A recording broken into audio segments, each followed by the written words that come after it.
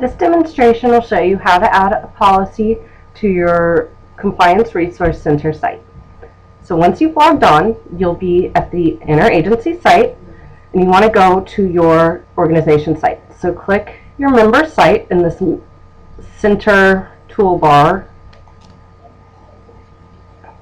and on the left, you're going to want to go to Policy Documents. Click that, and you'll see here is a list of all of our policies that are in here. And then next to the titles, it has different columns of information, such as review date, policy type, program.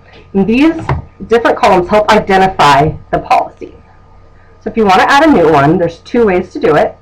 First, you can scroll down to the bottom of the first page and select Add New Item, or you can just go up to this List Tools and select Items and click New Item.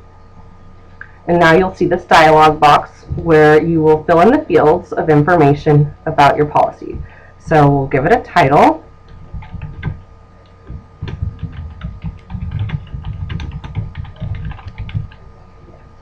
And it asks, is modification needed? Yes or no? No, it's not. Policy type. If you see the little tag over to the right of the field, that means that there is a preset term list that you have to choose from. So the policy type is administrative. Click select and click OK. And program. That has a red asterisk next to it. That means it's a must-fill field, and you have to enter information for it. And it is a preset term list, and it's management in general. We'll select that, click select, and click OK. Review frequency. Our options here are going to be, we're going to choose from every 3 years, select OK.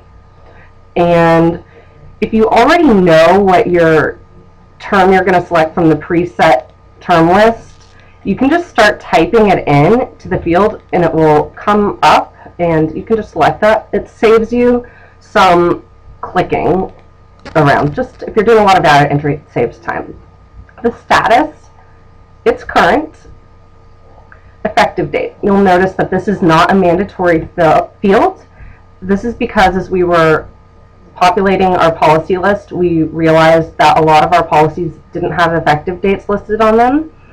So it used to be a must-fill field, and we were just putting in an arbitrary date for all policies without effective dates. But really, we were just making the list have misinformation in it, so we decided just to take the effective date out. Later on, we will make this a field that is a must-fill, because going forward with new policies, we want there to be an effective date on there. But we do know it, so even if it doesn't have a must-fill field, if you know the information, you should put it in there. It makes it easier to identify. So it's January 1st, 2013, and its last update was January 1st, 2013. The next review date will be 3 years, because we said review frequency every 3 years, from the last update. So that will be January 1st, 2016. Description can just be short, something to identify it. Policy on policies.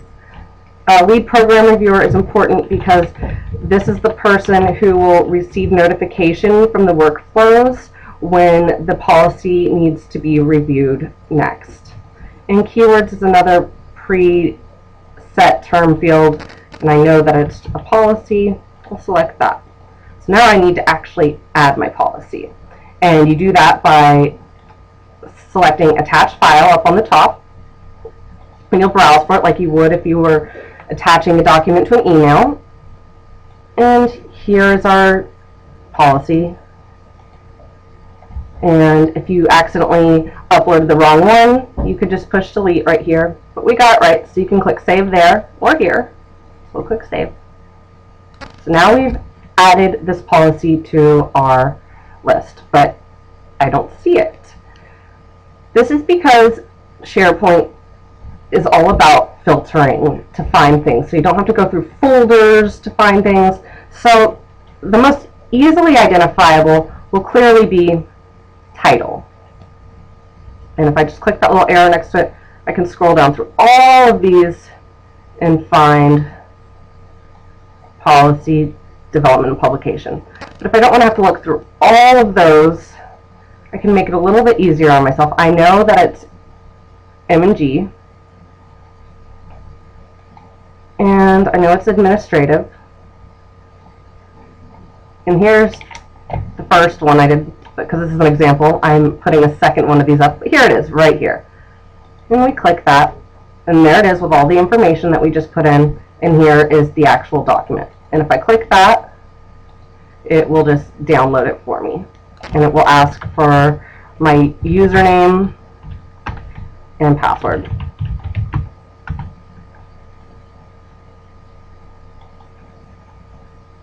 So, another thing that you can do and we're going to clear these filters to just be back to just the list all together, is say I want to really emphasize the next review date and have that be to the left of the title. I can easily change the ordering of the columns.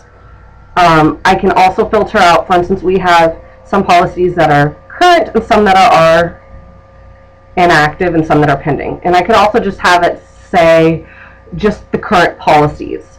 So what you're going to do is go under List Tools right here and select List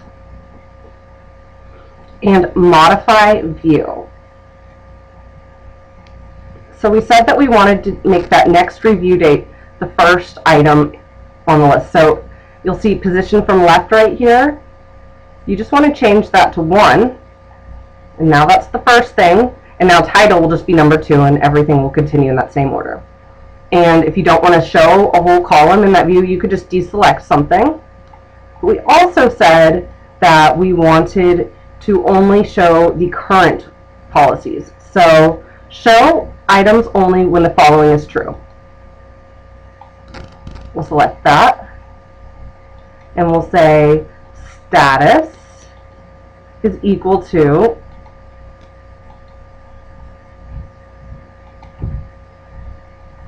current.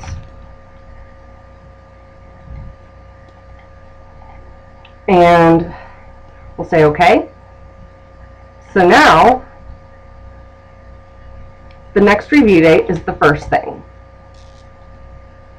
And the only status that people will see are policies. The only policies they'll see are ones with statuses that are current. So this gives you a good idea of how you could add a policy to the site and how to modify the views and find your policies.